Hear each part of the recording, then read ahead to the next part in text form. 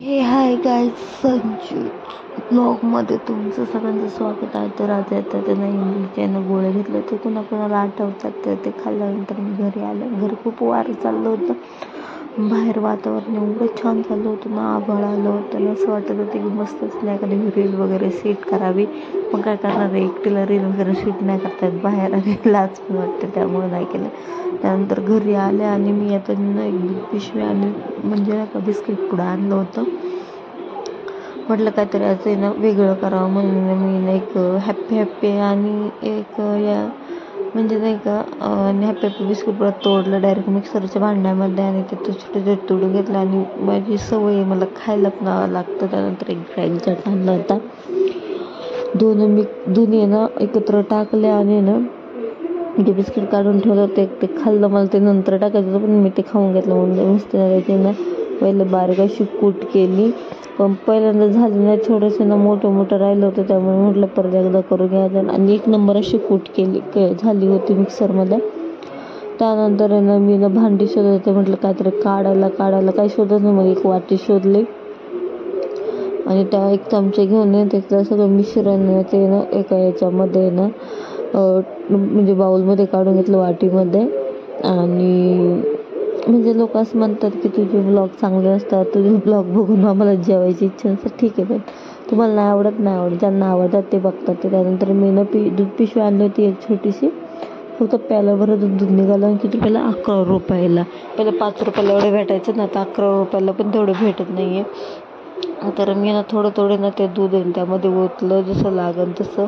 आणि अशी नाही का म्हणजे नाही का जेवढं तुम्हाला लागतं थोडं ओतलं. एकदम ओतायची मला सवय आहे, पण मी ते नाही ओतलं. म्हटलं परत जास्त चालतं काय करायचं म्हणून थोडं असेल त्यामध्ये दूध ओतलं आणि हलवून घेतलं. जसं दूध आटत होतं त्यामध्ये म्हणजे ते हे मिश्रण भिजत होतं, तसं दूध मी त्याच्यामध्ये दूध ओतलं आणि हलवून घेतलं. जास्त पातळ पण नाही करायचं आणि जास्त हे पण नाही करायचं, असं मीडियम करायचं. तर असं मी ना अजून पण नव्हतं झालं, मग अजून थोडंसं ना दूध ओतलं. आणि ह्या वेळेस ना मी परत दूध ओतलं होतं आणि हलवून घेतलं सगळं असं मस्तपैकी. आणि मस्त असं ठीक झालं होतं सगळं. वरती करून पाहिलं तर मस्त ठीक झालं. त्यानंतर मी ना ते त्याच्यात ठेवलं आणि थोडंसं ना बेकिंग सोडा टाकला, कारण की बेकिंग सोड्याला बरं छोटे बरण्या असल्या ना बरं पडतात लोणच्याचे. तर लोणच्याची बरणी आहे ना बेकिंग सोड्यासाठी केली होती, तर त्याच्यातून थोडंसं बेकिंग सोडा टाकला. परत एकदा हलवून आहे ना 10-15 मिनटासाठी ना मी ना ते याच्यामध्ये ठेवून दिलं. त्यानंतर ना मी पातेलं घेतलं छोटंसं आणि चहा ठेवला, कारण की एक बिस्किट पुडा अजून पण होतं माझ्याकडे, मी 3 आणले होते. तर मस्त बिस्किट खावं, तर मग चहा वगैरे ठेवली मस्त. चहा मला खूप गोड आवडते, त्यामुळे मी काही मापून वगैरे साखर टाकत नाही. जेव्हा एकटीला चहा बनवायचं तर पण मी अशी साखर टाकली होती. त्यानंतर आंबे आणले होते, पण ते खराब झाले होते. म्हटलं काढून ठेवतोपर्यंत ते ठेवतपर्यंत इकडे चहा उतू गेला. त्यानंतर गॅस वगैरे बंद करून मस्त कपामध्ये गाळला. आणि जी बिस्किट बरीच होती माझ्याकडे, एक बिस्किट आणि ते सगळं जाऊन त्याच्या नेऊन ठेवलं अगोदर आणि नंतर कलर वगैरे लावून. त्याच्यानंतर मी ना मस्त गॅस शिजत वगैरे ठेवलं होतं. आणि तो व्हिडिओ शूटच नाही केला वाटतं, मी केलं का मी एडिट नाही केला काय माहिती. त्यानंतर मी सगळं ना शिजत आलं होतं. शिजून झाल्यानंतर गरम होतं म्हणून म्हटलं काढावं, पण ते वरती चिटकलं होतं. आणि मग ते काढलं मी पकडणे, बराच वेळ लागला मला काढला. अशा प्रकारे केक झाला होता बघा, एक नंबर असं केक झालं. त्यानंतर मी मित्राने थंड होऊन दिला. असं मस्त परत ठेवतो का अजून वाफा निघत आहेत त्यामधला. आणि वरून एक बिस्किट टाकलं होतं त्यामध्ये असं घालतं नाही. आणि हां, एक चुकलं माझं की साखर टाकायची राहिली होती. त्यानंतर मला खूप छान झाला होता. याच्यात तर थोडी साखर टाकली असती तर छान लागला असता, पण माझ्याकडे साखर स्किप झाली. आणि एक नंबर असं जसं केक होतं ना तसं झालं होतं आपलं केक होतं. त्याच्यात थोडीशी ना कॅडबरी लागत होती वरनं, पण ती नव्हती. आणि मी म्हटलं ट्राय करायचं, मी एवढं कशाला सामान होतोय का नाही त्यामुळे.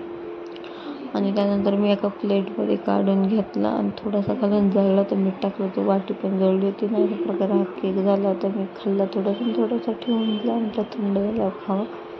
नंतर मी फ्रीजमध्ये ठेवून दिला. आणि नंतर मग म्हटलं भात करावं, तर त्याच्यासाठी ना प्रोसेस करायला घेतली जेवणाची तयारी.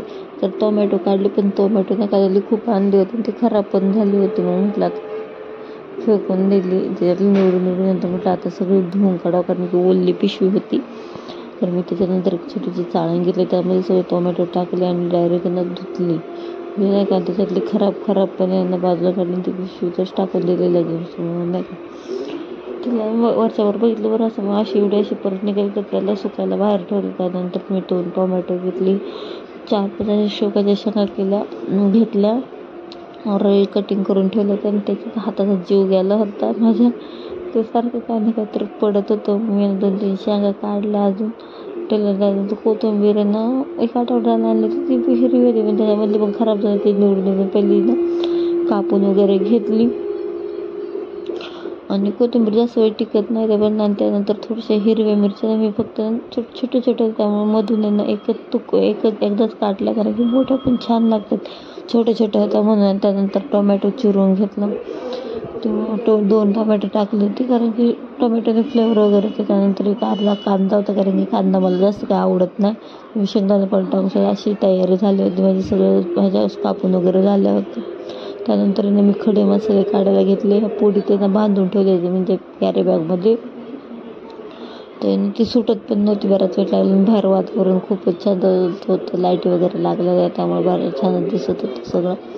त्यानंतर मी एक बशी घेतली. बशीमध्ये ना थोडं असं सगळं ना काढून ठेवलं. 2 तेजपत्ते काढून घेतले कारण की फ्लेवर होतो त्याने. 1 काळी मिरी काढली, 1 लवंग काढली.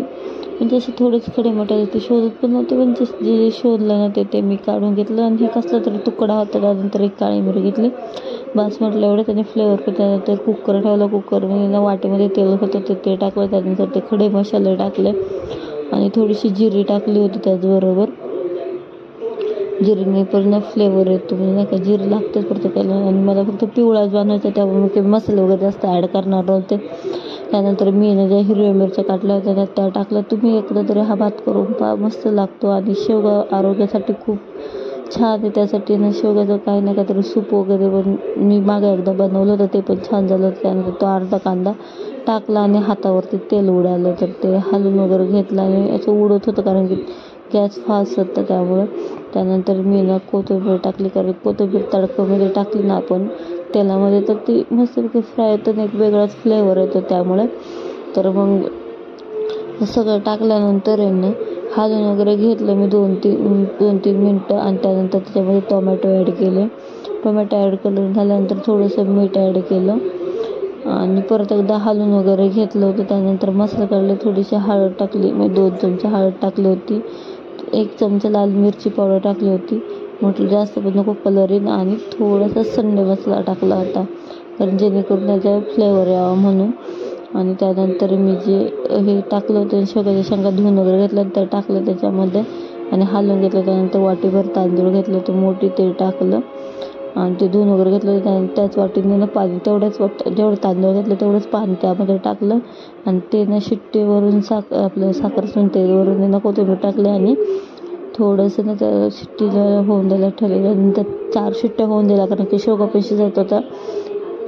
आणि जसं मी कुकर उघडला ना एवढा मस्त. आणि ही ऑर्डर मला आहे ना आफ्रिक येऊन आली होती त्यामुळे म्हटलं चला बनवूयाच आज आपण हे ना त्यामुळं. आणि मग मस्तपैकी असं ना शेवग्याचा भात वगैरे तयार झाला होता आपला गरमागरम. मग वाफा कशा निघतात आहे आणि तोंडाला ना पाणी सुटलं होतं. मग त्याच्यासोबत ना 1 आंब्याच्या 2 खापा, काकडी. वा मस्त.